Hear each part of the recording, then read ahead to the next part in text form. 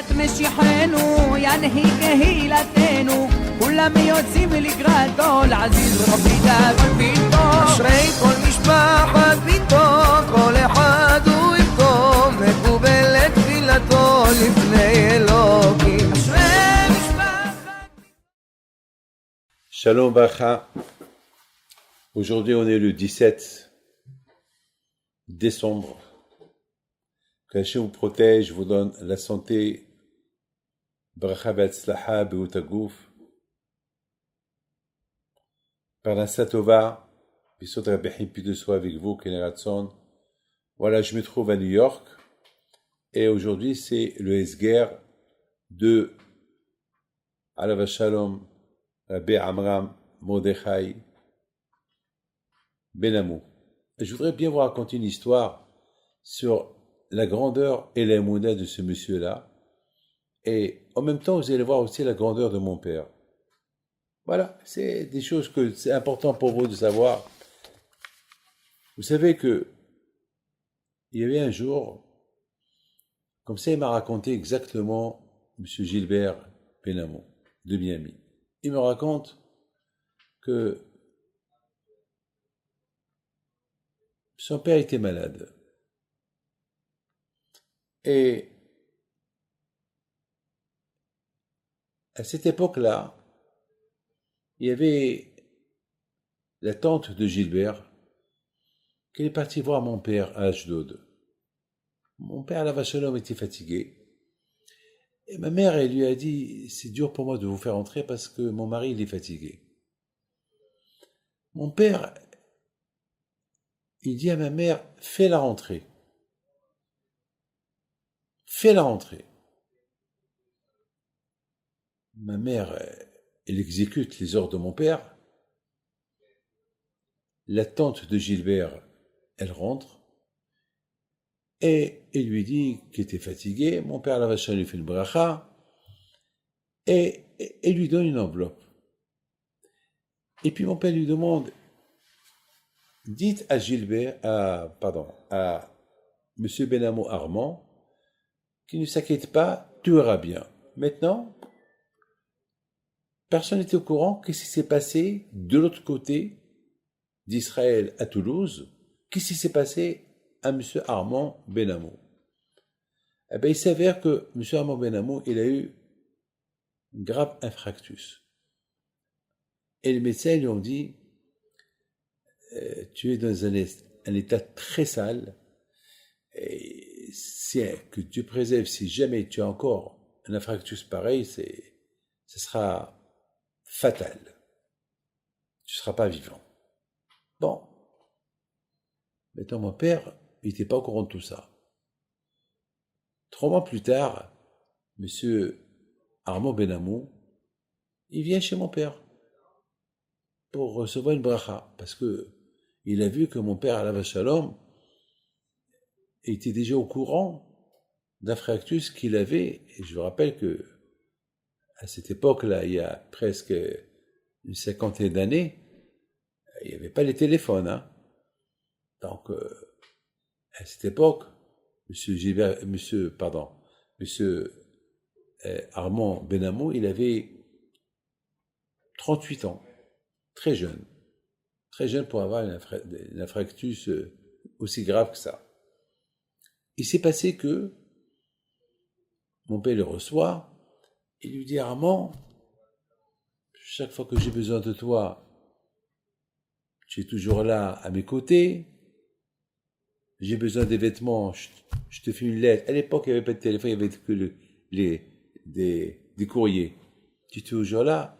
Be'ezat Hashem, n'aie pas peur. Tu as que 38 ans, tu vivras encore 20 ans. Ça veut dire que c'est une promesse. Je me suis trompé. À l'époque, je disais 26 ans. Effectivement, ce n'était pas 26 ans, c'était 20 ans. Mon père a dit, quand je va t'ajouter 20 ans, n'aie pas peur. Bon. L'histoire, elle continue que chaque fois que M. Ben-Amou, il avait des infarctus ou il avait des problèmes dans le cœur, son corps les supportait, ce que les médecins ne comprenaient pas. Et voilà, mes amis, l'histoire, elle continue. Après 18 ans,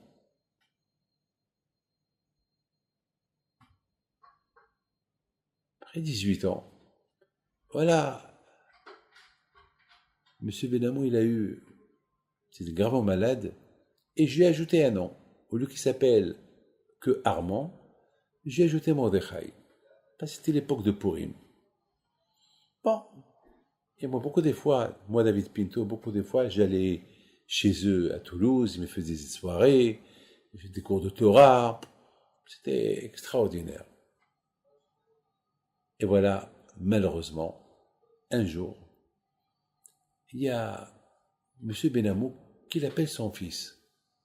Il dit à son fils, Gilbert, tu sais, voilà, on va quitter la France, on va aller à Miami, les valises sont prêtes, et je voudrais bien que tu viennes et tu voyages avec moi à Miami. Et Gilbert, il dit à son père, papa, tu es adulte, tu as 58 ans, c'est pas la peine que je vienne jusqu'à Toulouse pour t'accompagner. Toi et maman, vous pouvez, prenez l'avion, venez. Non, je veux que tu viennes. Il a insisté. Gilbert, que le bon Dieu le protège, qu'est-ce qu'il fait? Il prend l'avion, il respecte beaucoup son père, il vient à Toulouse. Et là, il a eu un grave infarctus, il était dans le coma. Monsieur Armand Benamou. Gilbert, il m'appelle. Rabbi David, on a un problème, un grave problème, papa. Papa est gravement malade, qu'est-ce qu'on fait? Alors je lui dis, qu'est-ce qu'on fait? Qu'est-ce qu'on va faire? Vous avez toujours dit que mon père il a dit 20 ans. Alors faites le calcul. Mais le calcul il est bon. C'est 20 ans. Alors qu'est-ce qu'il y a à faire? S'il devait partir il y a 20 ans, voilà. Je lui ai ajouté encore 20 ans dans sa vie, avec la bracha de mon père Alav Shalom. Alors, c'était Hanouka. On va attendre jusqu'à la semaine prochaine, on verra. Et entre-temps, malheureusement, la semaine d'après, je pense que c'est le dernier jour de Hanouka, où je ne peux pas vous dire, il a quitté ce monde.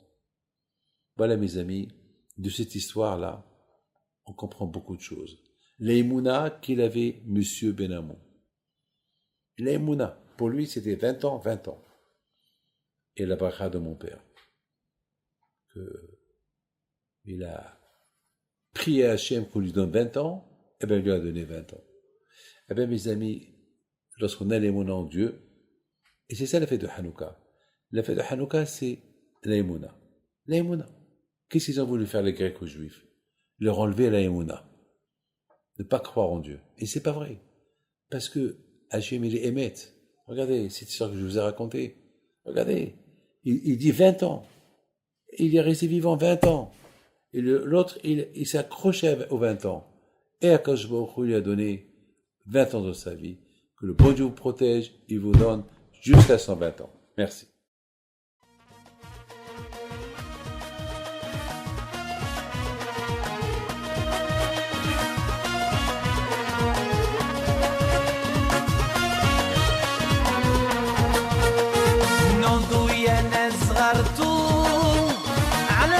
حيم بنتو وقف لنا زي خوتو يا وز خوت